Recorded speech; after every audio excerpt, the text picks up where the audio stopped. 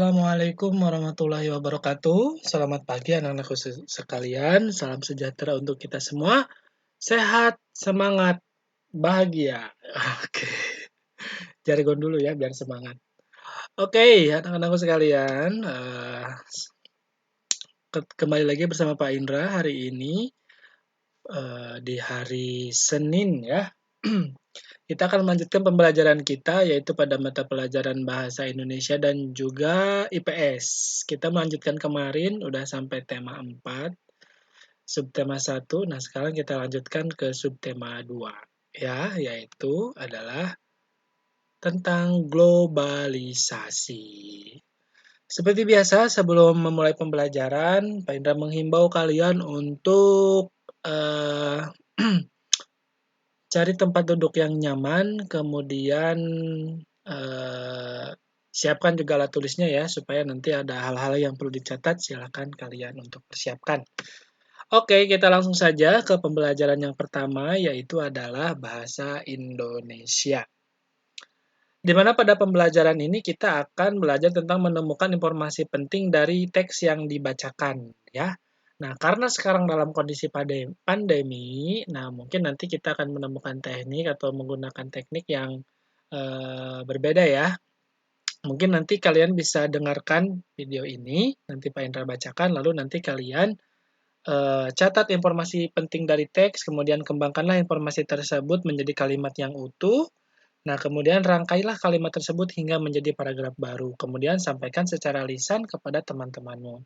Nah, mungkin ini merupakan saatnya kita untuk lisan ya. Jadi nanti mungkin tes lisan ya.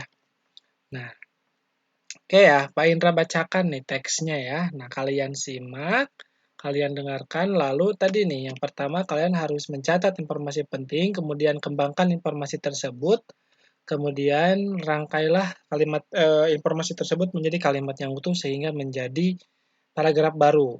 Oke? Oke, sebentar. Nah,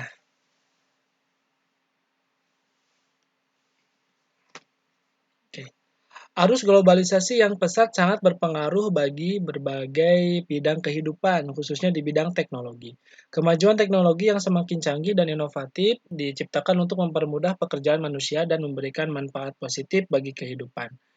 Diciptakannya mesin atau robot telah membantu pekerjaan yang sebelumnya menggunakan tenaga manusia. Nah, dikit banget ya. Nah, mungkin silahkan ya, nanti kalian catat. Oke, selanjutnya adalah menuliskan informasi penting dari teks yang didengar. Nah, tadi kan kalian sudah mendengar ya informasinya. Kemudian, informasi penting yang kamu temukan dari mendengarkan teks juga dapat kamu sampaikan dalam bentuk tulis. Dengarkan teks dengan seksama, tulis informasi penting yang kamu temukan, kemudian tuliskan dalam bentuk kalimat efektif dan menggunakan kata-kata baku. Oke, selanjutnya adalah menemukan informasi penting suatu teks dan dengan menjawab pertanyaan. Setiap teks eksplanasi selalu memuat informasi penting di dalamnya. Kamu dapat menemukan informasi penting tersebut dengan cara membaca sungguh-sungguh. Nah, setelah selesai membaca keseluruhan isi teks, kamu dapat mengajukan pertanyaan-pertanyaan tentang teks. Kalau misalnya terkait dengan pertanyaan-pertanyaan, tentu kita akan mengacu kepada apa? Kalau bahasa Indonesia itu adik simba ya, yaitu apa, di mana, siapa, mengapa, adik simba, apa, di mana, kapan. Nah, lupa tuh kapan kan? Kapan, adik simba, siapa, mengapa, dan juga bagaimana. Oke, selanjutnya adalah menuliskan informasi penting suatu teks menggunakan kosakata baku dalam kalimat efektif. Nah, informasi yang sudah kamu temukan dalam teks dapat kamu tuliskan menggunakan kalimat efektif. Kalimat efektif dituliskan menggunakan kosakata yang sesuai dengan konteks dan tidak bermakna ganda atau rancu. Kamu dapat menggunakan kosakata baku untuk menuliskan kalimat efektif. Oke ya, itu untuk bahasa Indonesia kita hari ini. Jadi nanti mungkin lebih kepada kalian mendengarkan suatu informasi, harus didengarkan ya. Jadi nanti mungkin untuk tugasnya Pak Indra akan kirim di Google Classroom. Oke? Nah, kita lanjutkan pada mata pelajaran IPS, yaitu kerjasama negara anggota ASEAN dalam bidang politik. ASEAN Political Century ASEAN Political Security Community (APSC) atau Masyarakat Politik Keamanan ASEAN. Tujuannya untuk mempercepat kerjasama di bidang politik dan keamanan di ASEAN, serta mewujudkan perdamaian antar anggota ASEAN dan juga dunia. Kemudian menjalin kerjasama di bidang maritim ASEAN sehingga mempererat persatuan dan kesatuan antar anggota ASEAN. Selanjutnya adalah peran Indonesia dalam kerjasama mengatasi peredaran obat-obatan terlarang. Peredaran obat-obatan terlarang menjadi kejahatan lintas negara yang harus diatasi oleh negara-negara ASEAN. Obat-obatan terlarang memberikan dampak negatif terhadap generasi muda, ya. Jadi